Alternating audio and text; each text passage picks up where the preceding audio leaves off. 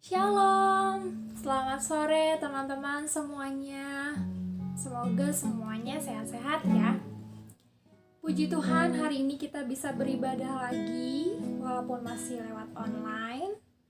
Tapi kami yakin dan percaya Tuhan akan selalu ada dalam setiap ibadah kami walaupun lewat online. Oke, hari ini kita akan mulai ibadah pada sore hari ini. Kita mau naikkan satu pujian esokanku jelang. Di saat kita pikirkan, di saat kita renungkan kesetiaan dan kebaikan Tuhan, kita percaya bahwa tidak akan kekurangan dalam kehidupan kita.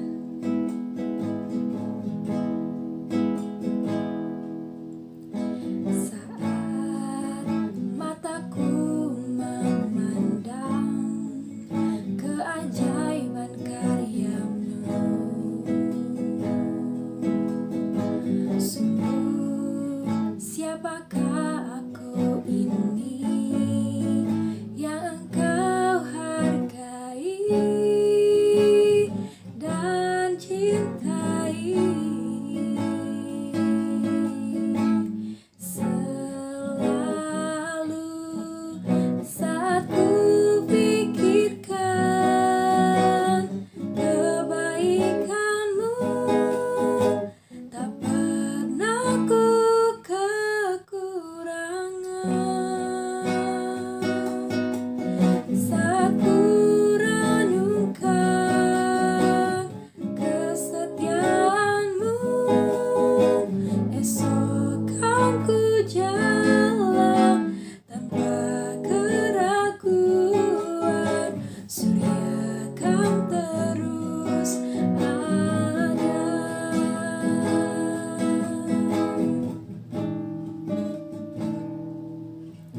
Saat mataku memandang keajaiban karya-Mu,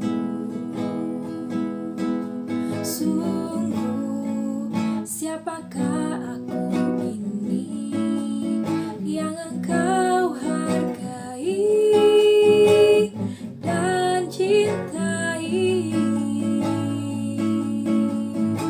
Selalu saat ku pikirkan kebaikan-Mu, tak pernah ku kekurangan. Saat ku renungkan kesetiaan-Mu, esok kan ku jalan tanpa keraguan. Surya kan terus ada. Saat ku pikirkan kebaikan-Mu, tak pernah ku kekurangan. Dan saat ku renungkan kesetiaan-Mu, esok kan ku jalan tanpa keraguan. Surya kan terus ada. Terima kasih Yesus. Saat ku pikirkan kebaikan-Mu, tak pernah ku kekurangan. Haleluya. Dan saat ku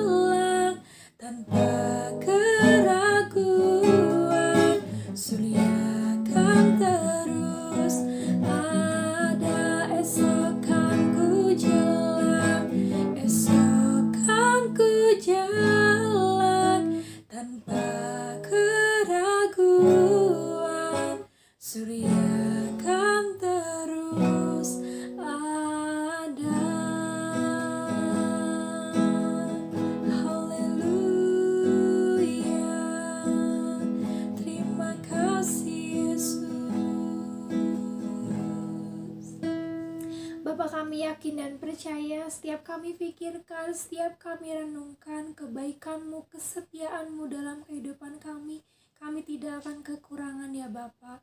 Bapa, terima kasih. Engkau sangat baik, teramat baik bagi kami. Bapa, kami bersyukur punya Allah seperti-Mu. Engkau Allah yang tidak pernah meninggalkan kami. Dalam keadaan apapun Engkau selalu setia dalam hidup kami ya Bapa. Bapa, pada sore hari ini kami mau beribadah. Tuhan yang pimpin, Tuhan yang sertai dari awal, pertengahan hingga akhirnya nanti ya Bapa. Kami mau menyerahkan ibadah pada sore hari ini ke dalam tangan-Mu. Kiranya apa yang kami sampaikan, puji-pujian kami, firman yang kami dengar, seturut dengan kehendak-Mu dan demi kemuliaan nama-Mu. Hanya dalam nama-Mu kami sudah berdoa dan mengucap syukur. Haleluya, amin.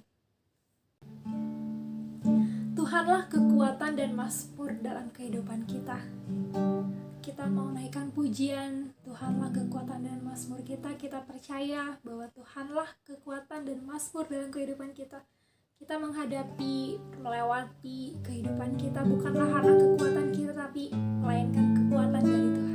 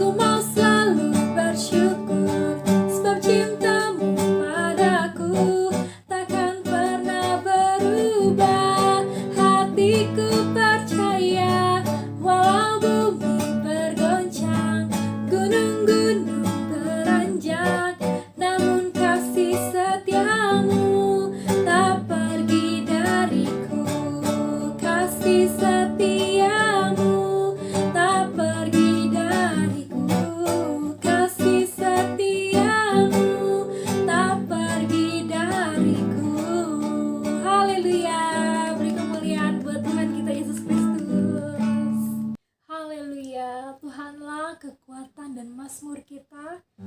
Walaupun bumi bergoncang, walaupun gunung beranjak, namun kasih setia Tuhan tidak akan pernah pergi dalam hidup kita. Amin. Kita sudah memuji nama Tuhan, tiba saatnya kita akan mendengarkan firman Tuhan. Mari siapkan hati kita, siapkan telinga kita untuk mendengarkan firman Tuhan. Kita naikkan lagu pujian yang mengatakan, waktu Tuhan pasti yang terbaik.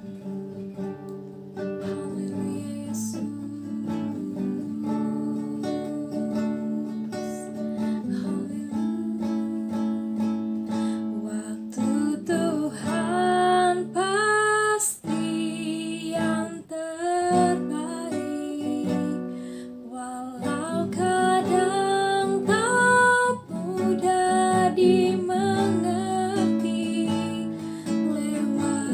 Coba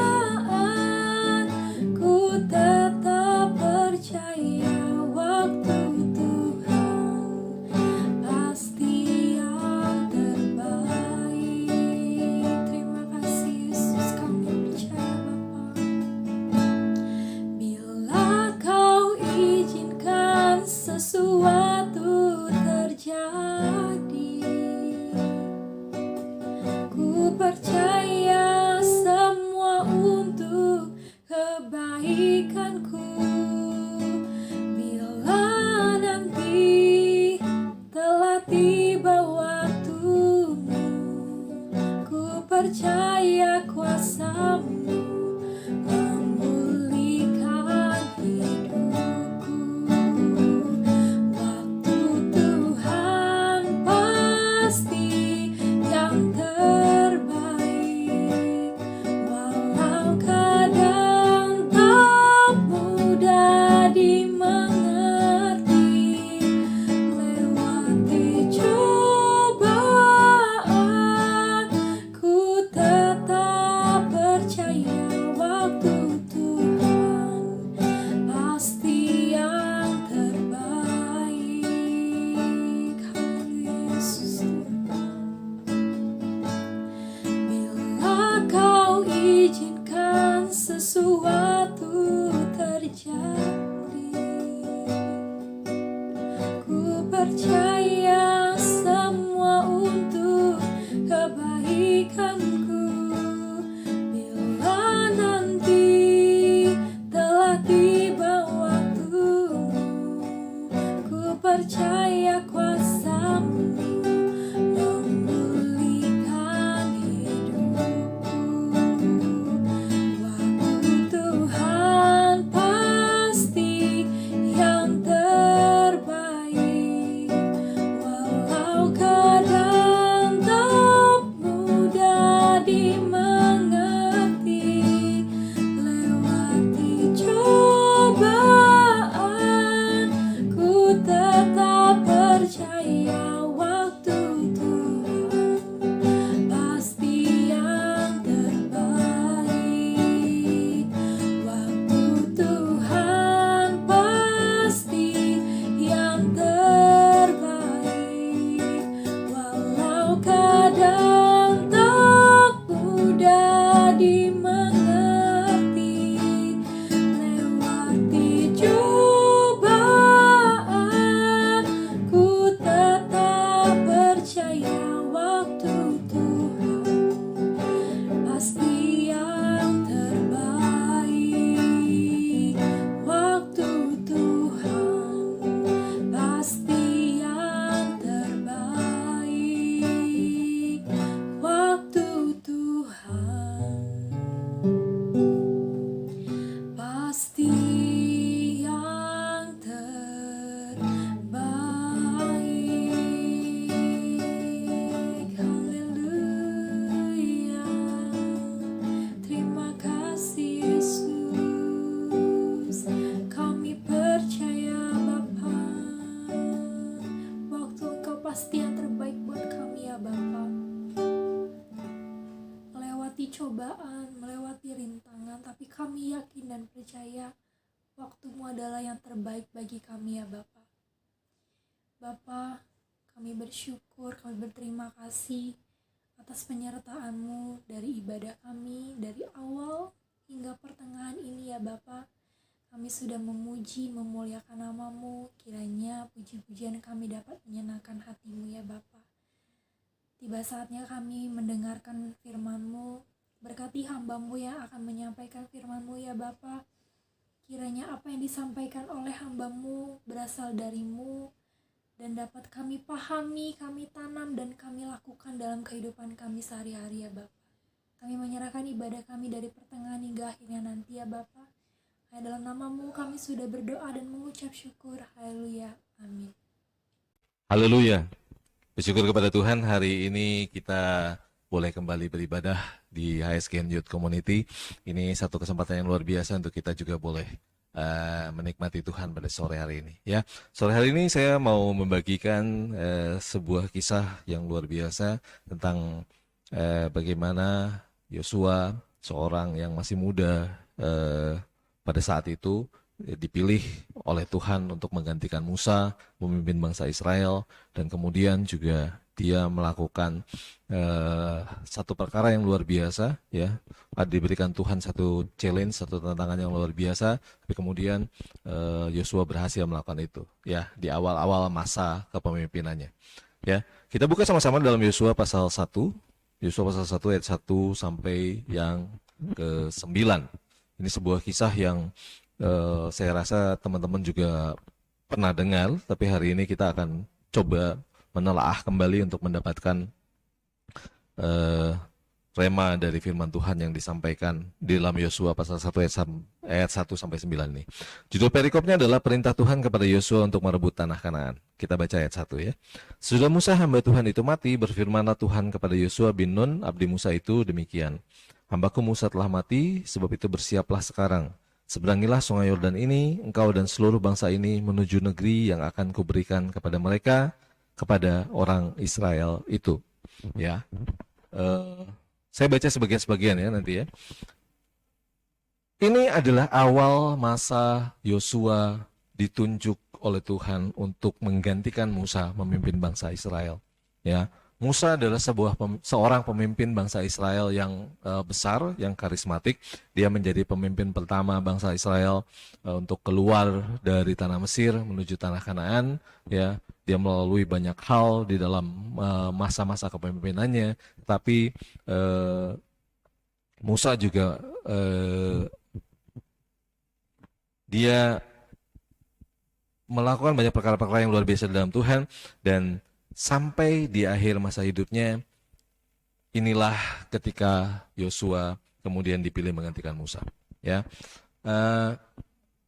Yosua bin Nun kita tahu bahwa dia adalah salah seorang pengintai yang mengintai bersama ke-11 pengintai, ada 12 pengintai, dan di dalamnya adalah Yosua, dan hanya Yosua dan Kaleb yang kemudian dia membawa berita baik tentang tanah Kanaan yang mereka intai. Ya, yang 10 pengintai lainnya semua membawa berita buruk tentang bangsa Israel, tentang tanah Kanaan, dan hanya Yosua dan Kaleb yang saat itu membawa berita baik tentang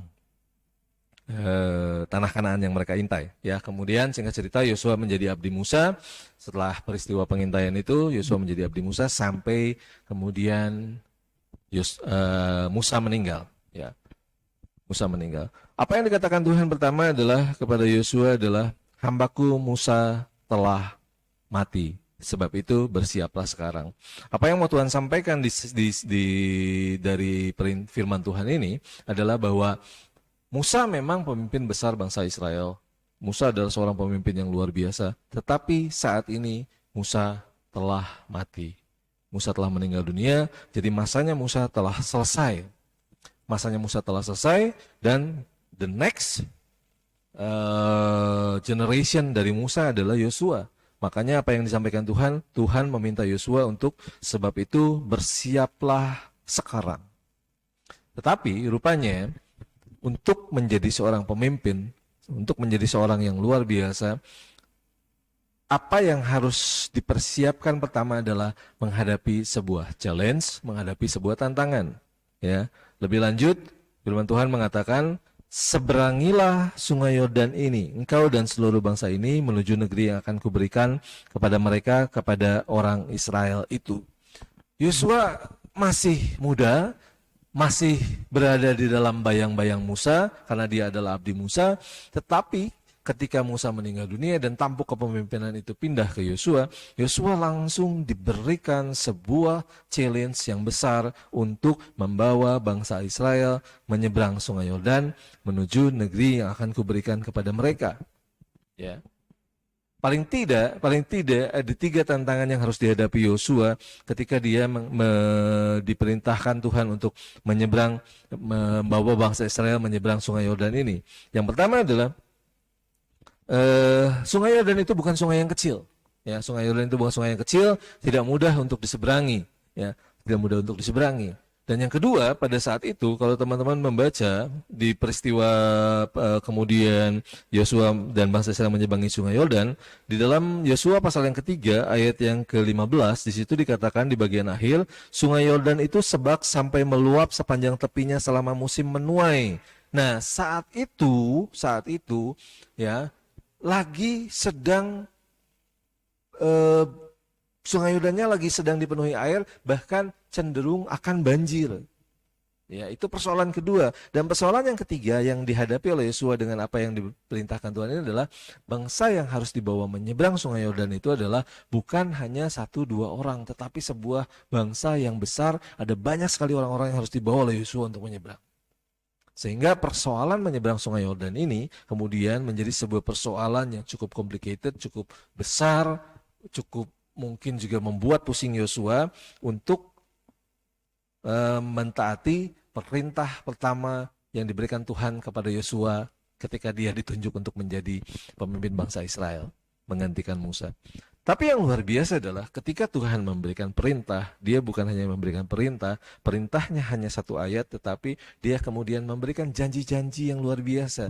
Waktu kamu menyeberang sungai Yordan, di sana itu ada apa? Tuhan mau sampaikan itu.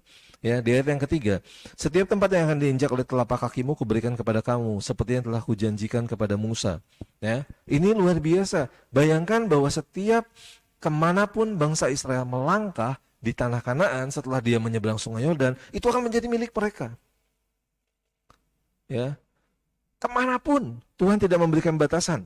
Setiap tempat yang akan diinjak oleh telapak kakimu. Jadi bangsa Israel mau kemanapun pergi di tanah Kanaan itu semuanya akan menjadi milik mereka setelah mereka menyeberang. Yang kedua, ayat yang keempat, dari padang gurun dan gunung Libanon yang sebelah sana itu sampai ke sungai besar, yakni sungai Efrat, seluruh tanah orang Het sampai ke laut besar di sebelah matahari terbenam, semuanya itu akan menjadi daerahmu. Daerah yang bisa diinjak oleh bangsa Israel yang kemudian bisa menjadi milik mereka, Tuhan kasih areanya di sini luar biasa besar. Tidak tanggung-tanggung. Ini daerah yang sangat besar, teman-teman. Dan bukan cuma itu, di ayat yang kelima, ada satu janji lagi yang Tuhan berikan adalah, seorang pun tidak akan dapat bertahan menghadapi engkau seumur hidup. Seperti aku menyertai Musa, demikianlah aku akan menyertai engkau. Aku tidak akan membiarkan engkau dan aku tidak akan meninggalkan engkau. Ini penguatan, encouragement yang luar biasa untuk Yosua yang saat itu mungkin dia gentar, mungkin dia ragu-ragu mengambil posisi sebagai pemimpin bangsa Israel. Tapi Tuhan sampaikan bahwa Tuhan akan memberikan kekuatan buat Yosua. Tidak akan seorang pun yang dapat bertahan menghadapi engkau seumur hidupmu. Bahkan kalau Yosua melihat bagaimana Tuhan menyertai Musa, Tuhan juga bilang, aku akan menyertai engkau seperti aku menyertai Musa. Luar biasa. Aku tidak akan membiarkan engkau dan tidak akan meninggalkan engkau. Di balik sebuah challenge, di balik sebuah tantangan yang Tuhan berikan untuk kita, Tuhan izinkan untuk kita hadapi, sesungguhnya Tuhan juga memberikan janji yang luar biasa. Di balik setiap kesulitan, di balik setiap persoalan hidup, di balik setiap tantangan yang saat ini teman-teman hadapi, ya, bahkan yang begitu menekan teman-teman, sesungguhnya Tuhan sedang memberikan juga di baliknya janji-janji yang luar biasa ketika teman-teman mau menjawab tantangan itu, menghadapi tantangan itu. Ya. Dan setelah janji, tadi ada challenge-nya sudah diberikan, janjinya sudah diberikan, reward-nya sudah Tuhan berikan. Nih, nanti di depan sana akan ada ini. Tuhan menyampaikan langkah-langkahnya. Di ayat yang ke-6. Yang pertama dikatakan, kuatkanlah dan teguhkanlah hatimu. Kuatkanlah dan teguhkanlah hatimu. Dan bukan cuma satu kali, Tuhan menyampaikan sampai 3 kali. Di ayat yang ke-7 Tuhan sampaikan lagi, hanya kuatkanlah dan teguhkanlah hatimu dengan sungguh-sungguh. Di ayat yang ke-9 Tuhan sekali lagi katakan, bukankah telah kuperintahkan kepadamu, kuatkanlah dan teguhkanlah hatimu. Menguatkan dan meneguhkan hati kita. Ya. Kenapa menguatkan dan meneguhkan hati itu menjadi sebuah persoalan yang penting pada saat-saat ini? Karena hati pada saat ini memegang peranan yang sangat penting mempengaruhi seluruh kehidupan kita. Seberapa banyak dari kita yang ketika kita menghadapi persoalan, ketika kita menghadapi tantangan dalam hidup kita, menghadapi kesulitan dalam hidup kita, kemudian mulai baper. Ya, mulai baper. Hatinya mulai baper. Kenapa saya harus menghadapi ini? Kenapa saya harus menerima ini semua? Kenapa persoalan ini kok rasanya tidak selesai-selesai dalam kehidupan saya? Mulai baper. Dari hati yang baper itu mulai masuk ke pikiran. Seberapa banyak teman-teman yang kalau kata anak-anak sekarang tuh bahasa kerennya mulai overthinking. Wah, pikirannya kemana-mana. Kalau saya menghadapi persoalan ini, wah kayaknya saya harus begini. Kayaknya saya harus, kayaknya saya memang bukan orang yang beruntung, bukan orang yang disertai Tuhan. Mungkin orang yang mendapatkan kutuk, mendapatkan ini dan itu. Mulai pikirannya macam-macam. Dan pikiran yang macam-macam itu bisa dipengaruhi iblis untuk kita melakukan tindakan juga yang tidak sesuai dengan firman Tuhan. Mulai berpikiran untuk melakukan hal-hal yang tidak sesuai dengan firman Tuhan. Seberapa banyak anak-anak muda yang sekarang mulai menyakiti dirinya sendiri, mulai bunuh diri karena hanya dia overthinking. Dari overthinking kemudian timbul masalah mental health-nya terganggu, kesehatan mentalnya terganggu, mulai depresi, mulai putus asa. Karena hati, untuk itu Tuhan menyampaikan, Tuhan tahu itu, kuatkanlah dan teguhkanlah hatimu. Pesan yang sama untuk teman-teman semua sore hari ini, kuatkanlah dan teguhkanlah hatimu. Ya, ayat yang ke-6 Tuhan katakan, kuatkanlah dan teguhkanlah hatimu kepada Yosua, sebab engkaulah yang akan memimpin bangsa ini memiliki negeri yang kujanjikan dengan bersumpah kepada nenek moyang mereka untuk kuberikan kepada mereka. Persoalan memimpin bangsa Israel adalah bukan persoalan yang mudah. Satu, mereka bangsa yang besar. Kemudian kita juga melihat di masa kepemimpinan Musa bahwa bangsa Israel ini adalah bangsa yang sampai bahkan dinyatakan bangsa yang tegar tengkuk, sulit untuk dikendalikan, sulit untuk dipimpin. Tapi untuk itu Tuhan menyampaikan, kuatkanlah dan teguhkanlah hatimu Yosua. Dikatakan lagi, engkaulah yang akan memimpin bangsa ini. Tuhan memberikan sebuah penegasan. Ya, langkah yang kedua, kalau tadi diminta untuk menguatkan dan meneguhkan hati, memegang janji Tuhan bahwa Yosua lah yang akan memimpin bangsa ini. Yang kedua yang Tuhan mau tuh Yosua lakukan adalah kemudian di ayat yang ke-7, hanya kuatkanlah dan teguhkanlah hatimu dengan sungguh-sungguh, bertindaklah hati-hati sesuai dengan seluruh hukum yang telah diperintahkan kepadamu oleh hambaku Musa. Janganlah menyimpang ke kanan atau ke kiri, supaya engkau beruntung kemanapun engkau pergi. Tuhan mau Yosua memperhatikan dan bangsa Israel memperhatikan hukum-hukum yang diberikan langsung Tuhan kepada Musa, 10 hukum Taurat yang diberikan Tuhan langsung kepada Musa, supaya itu ditaati juga. Itu adalah rambu-rambunya. Patokannya, jalannya ada di situ. Ya. Kenapa ini juga disampaikan Tuhan? Karena kecenderungan manusia adalah untuk melanggar peraturan, melanggar rambu-rambu. Ya. Contoh yang paling mudah adalah urusan lalu lintas. Betapa mudah untuk orang-orang, peraturannya sudah jelas, ya, peraturannya sudah jelas. Ada marka jalan yang sampai dicat di jalan rayanya, kemudian ada rambu-rambu yang dipancangkan di mana-mana, ada lampu lalu lintas, ada polisi lalu lintas yang mengatur lalu lintas. Tapi kecenderungan manusia adalah untuk melanggar peraturan. Seberapa banyak yang kalau melihat lampu lalu lintas sudah hampir merah, kemudian bukan menginjak rem untuk berhenti, tapi menginjak gas untuk kemudian mengambil kesempatan di paling ujung supaya bisa melewati lampu lalu lintas tersebut. Padahal lampu lalu lintas tadi sudah mulai merah. Seberapa banyak yang kemudian melanggar peraturan-peraturan yang kecil, ada area-area dilarang parkir, kemudian nggak apa-apalah, sebentarlah parkir di sinilah. Dan hal-hal yang lain. Karena itulah kecenderungan manusia. Semakin diberi peraturan, semakin diberi hukum, semakin kecenderungannya untuk dilanggar. Padahal kalau kita memegang hukum Tuhan tadi, ya, apa yang akan kita dapat adalah kita akan beruntung kemanapun kita pergi. Keberuntungan itu luar biasa, teman-teman. Teman-teman tidak perlu melakukan kerja keras, tidak perlu melakukan usaha yang sangat besar untuk berhasil, tapi karena keberuntungan teman-teman berhasil. Itu luar biasa. Waktu ujian, ya, yang sekolah-sekolah ujian, yang mana ya jawabannya? Nggak tahulah, ya udahlah jawab inilah. Tapi karena teman-teman beruntung, jawaban yang tadinya iseng-iseng teman-teman bubuhkan itu, rupanya itu jawaban yang benar. Karena beruntung. Keberuntungan menyertai kita ketika kita mentaati hukum-hukum Tuhan. Dan kemudian ayat ke-8, janganlah engkau lupa memperkatakan kitab Taurat ini, tapi renungkanlah itu siang dan malam, supaya engkau bertindak hati-hati sesuai dengan segala yang tertulis di dalamnya, sebab dengan demikian perjalananmu akan berhasil dan engkau akan beruntung. Sekali lagi dikatakan di sini, kalau yang tadi mentaati seluruh hukum-hukum Tuhan, yang kemudian yang berikutnya adalah memperhatikan firman Tuhan. Memperhatikan firman Tuhan membuat kita mengetahui rambu-rambu yang mana yang harus kita ikuti. Dan dikatakan di sini itu yang akan membuat perjalanan kita berhasil dan beruntung.